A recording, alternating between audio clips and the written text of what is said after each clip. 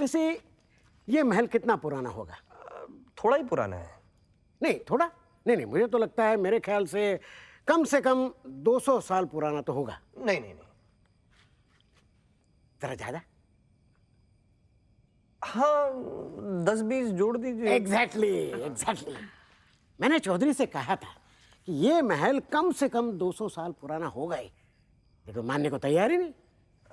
ये चौधरी कौन है? अरे वो मंदाकिनी साबुन वाला। ओह अच्छा। हम लोग साथ साथ पढ़े थे। हाँ।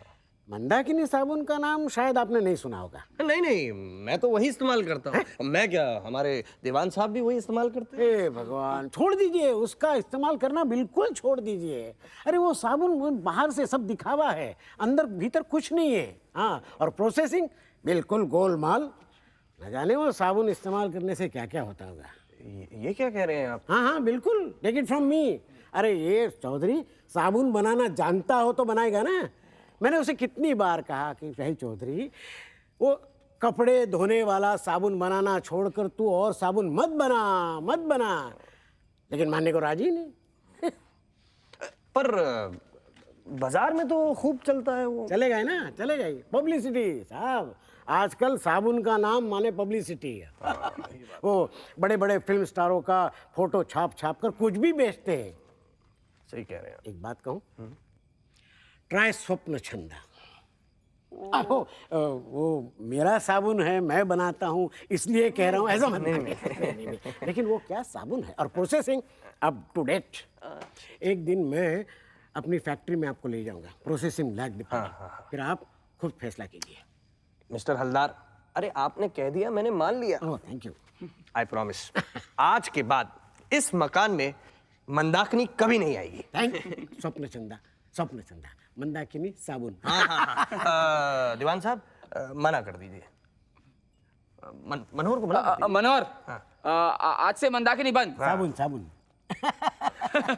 साबुन बंद। धोखा मत खाइएगा। वैसे आज तक तो मैंने लीवर ब्रदर्स को भी पछाड़ दिया था, लेकिन क्या करूं, ये जो चौधरी है उसकी दुश्मनावट की वजह से कर नहीं पाया।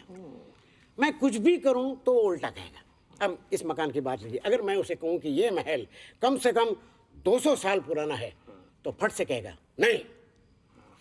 पर अगर आप देखें, ये मकान इतना पुराना होने के बावजूद भी इतना पुराना नहीं लगता। हाँ, नहीं लगता? अरे क्या बात कर रहे हैं, हम रात को आए इसका मतलब ये नहीं कि हम देख नहीं पाए।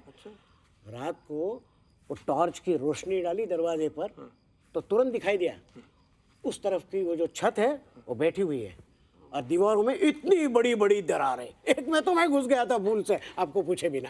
ओहो, अब मैं समझा।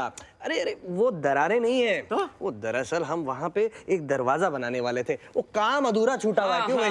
अरे जब आप ये मकान खरीदेंगे ना तो बनवा देना। मैं दरार समझ बैठा। लेकिन एक बात कहूँ, वो टॉर्च की रोशनी डाली ना तो वहां से अंदर चमगादड़ के झुंड ऐसे पंख फड़फड़ाने लगे। अच्छा। मैं सोच रहा था कि ये मकान 200 साल पुराना होगा, लेकिन अब लग रहा है 300। कमान कन्फेस इट, 300 साल पुराना होगा ना? हो सकता है। There you are.